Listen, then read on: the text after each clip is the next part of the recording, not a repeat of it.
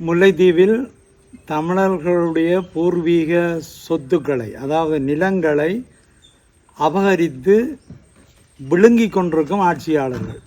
அதாவது எங்களுடைய முல்லைத்தீவு மாவட்டத்தின் நிலப்பரப்புகளை, கூடுதலான நிலப்பரப்பை ஒவ்வொரு திணைக்களங்களின் ஊடாகவும் அபகரித்து அவற்றில் சிங்கள மக்களுக்கு வழங்கி கொண்டிருக்கும் நிலையைத்தான் நாங்கள் பார்க்கின்றோம். இந்த நிலையில் கிட்டத்தட்ட வன இலாகாவினுடைய ஆளுகைக்குள் 75% அதாவது 74.24 வீதமான காணிகள் இருக்கின்றன.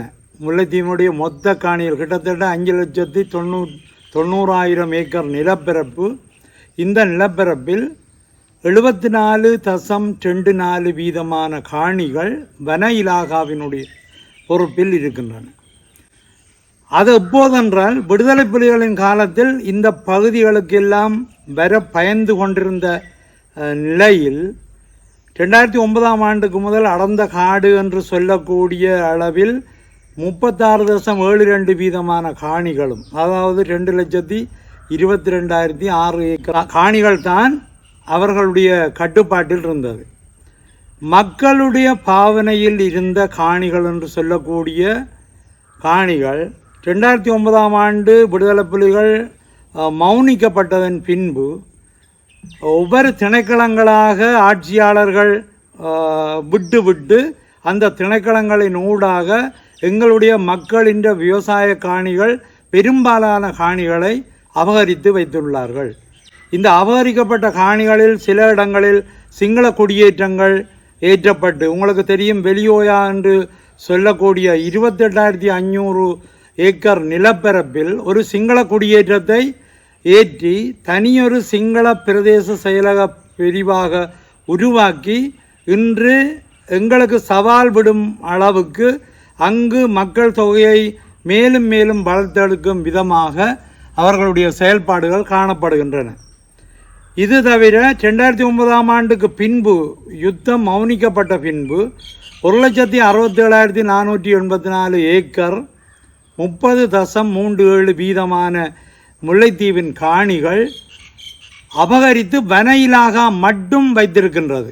இது தவிர 2022ஆம் ஆண்டு காலப்பகுதியில் 42,631 ஏக்கர் காணி, அதாவது 7.15 வீதமான காணிகள் இவர்கள் அபகரிக்கின்றார்கள். கிட்டத்தட்ட 2,10,000 ஏக்கர் காணிகள் யுத்தம் மௌனிக்கப்பட்ட பின்பு வன இலாகால் மட்டும் அப்படியே அபகரிக்கப்பட்டு எல்லைக்கல்களை நாட்டி தமிழ் மக்களுடைய பூர்வீக காணிகளை அபகரித்து வைத்திருக்கின்றார்கள்.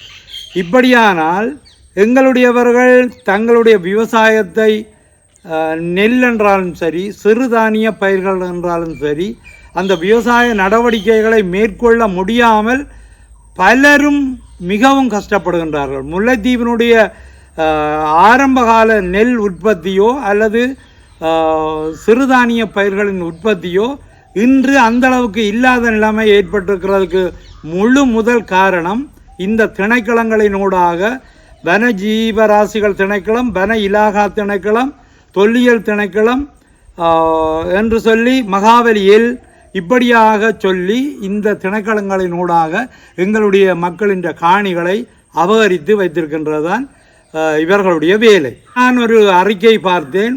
முல்லைத்தீவு மாவட்டத்தினுடைய ஒருங்கிணைப்பு குழு தலைவர் கௌரவ காதர் மஸ்தான் அவர்கள் அந்த அறிக்கையிலே ஏற்கனவே உள்ள 2 ஜனாதிபதி அவர்களும் பிழைதான் விட்டிருக்கின்றார்கள் என்ற கருத்தையும் ஏற்றுக்கொண்டு, அதாவது இந்த காணிகள் பறிக்கப்பட்டதில் பிழை நடந்திருக்கின்றது என்ற கருத்தை சொல்லிக்கொண்டு ரணில் விக்ரமசிங்க அவர்கள் ஊடாக இந்த காணிகளை விடுவிக்கிறக்குரிய நடவடிக்கைகள் பார்ப்பதாக அந்த அறிக்கையில் குறிப்பிட்டிருக்கப்படுகின்றது. நான் இதில் குறிப்பிட்டு சொல்லக்கூடியது, ஏற்கனவே நான் சொன்ன மாதிரி, இந்த 2,10,000 ஏக்கருக்கு மேற்பட்ட காணிகள் முல்லைத்தீவு மாவட்டத்தில் 5 பிரதேசங்களிலுமாக இந்த காணிகள், தமிழ் மக்களுடைய காணிகளை விடுவிக்க ஆவண செய்ய வேண்டும். அபகரித்து வைத்துக்கொண்டு சிங்கள மக்களை குடியேற்றுவதும் தங்களுடைய திணைக்களங்களினூடாக அபகரித்து வைத்து கொண்டிருப்பதும் தான் அரசாங்கத்தினுடைய செயல்பாடுகள் அல்ல என்பதை புரிந்து கொண்டு எங்களுடைய மக்களிடமிருந்து பறிக்கப்பட்ட காணிகளை விடுவிக்கப்பட வேண்டும். இதே ஒரு நிலைமையில் ஆறுகள் உள்ள நீர்ப்பரப்புகளாக சுண்டிக்குளம், நாயாறு, நந்திக்கடல் ஆகியன கிட்டத்தட்ட 69,401 ஏக்கர் நிலம் நீர் நிலைகளோடு சேர்ந்த நிலங்களாக கொக்குழா இதில் சேர்க்கப்படையில் அரசாங்கத்தினுடைய புள்ளிவிவரம் முல்லைத்தீவு மாவட்ட சேலத்தினுடைய புள்ளிவிவரத்தின் ஊடாக நாங்கள் அறியக்கூடியதாக இருக்கின்றது. 69,401 ஏக்கர் நிலம் வன ஜீவராசிகள் திணைக்களம் கைப்பற்றி உள்ளது. 130 பேருக்கு எதிராக வழக்கு போட்ட வன ஜீவராசிகள் திணைக்களத்தின் வழக்கு தவணையிடப்பட்டு 5ஆம் மாதம் 2ஆம் தேதி அது நடக்க இருக்கின்றது. அதில் கூட 600க்கும் மேற்பட்ட ஏக்கர் நிலங்களை மக்களுடைய நிலங்கள் இரணப்பாலை, செம்மன்குன்று, அம்பலவன் பொக்கனை, மாத்தளன், வலைஞன் மடம், முள்ளிவாய்க்கால் போன்ற இடத்தில் உள்ள விவசாயிகளுடைய காணிகள் தான் இது. இந்த காணிகளை கூட வனஜீவராசிகள் திணைக்களம் தங்களுடைய பறவைகள் சரணாலயம் என்ற பகுதிக்குள் இணைத்து அவர்களுடைய காணிகளையும் பறித்து வைத்திருக்கின்றார்கள். அதற்கான வழக்கின் தவணை 130 பேருக்கு மேலே எதிராக அந்த வழக்கு போட்டு வழக்கு தவணை எதிர்வரும் மே மாதம் 2ஆம் தேதி நடைபெற இருக்கின்றது. நான் இதையெல்லாம் ஏன் குறிப்பிடுகின்றேன் என்றால், மக்களுக்கு தான் அரசாங்கமே தவிர அரசாங்கத்துக்கு மக்கள் அல்ல. அரசாங்கத்துக்கு மக்கள் என்ற நிலையில் அரசு இயங்கக்கூடாது.